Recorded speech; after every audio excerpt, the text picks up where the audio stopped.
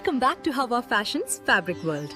Indian തുണിത്തരങ്ങളെക്കുറിച്ച് പഠനാർഹമായ എപ്പിസോഡുകളുടെ പരമ്പരയാണ് ഫാബ്രിക് വേൾഡ്. ഈ ആഴ്ച മുതൽ നമ്മൾ തുണികളെക്കുറിച്ച് പഠനം ആരംഭിക്കുകയാണ്. തുണി ലോകത്തിന്റെ ആത്മാവാണ് പരുത്തി വസ്ത്രങ്ങൾ. ആദ്യമായി നാം കോട്ടൺ വസ്ത്രങ്ങളെക്കുറിച്ച് സംസാരിക്കുകയാണ്. പരുത്തിയുടെ ഉൽപാദന കേന്ദ്രങ്ങൾ, പരുത്തി തുണിയുടെ വകഭേദങ്ങൾ, ഗുണനിലവാര പരിശോധന, കോട്ടൺ തുണികളുടെ ഈട് നിർത്താനുള്ള ടിപ്പുകൾ എന്നിവ നാം വിശകലനം ചെയ്യും.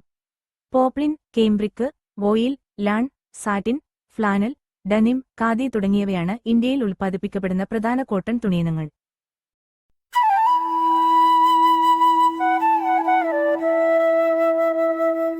പഞ്ചാബ്, ഗുജറാത്ത്, മഹാരാഷ്ട്ര, തെലുങ്കാന, കർണാടക, തമിഴ്നാട് തുടങ്ങിയ സംസ്ഥാനങ്ങളിലാണ് പ്രധാനമായും പരുത്തി കൃഷി ചെയ്യുന്നത്.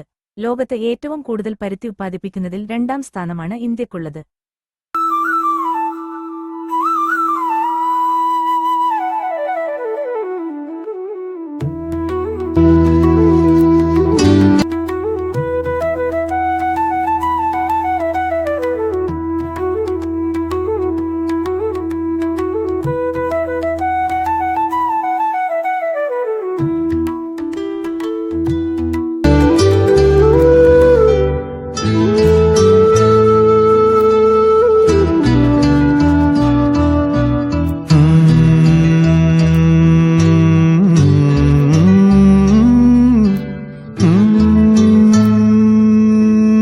ആദ്യമായി നമുക്ക് പോപ്പിളിൻ തുണികളെക്കുറിച്ച് പരിശോധിക്കാം.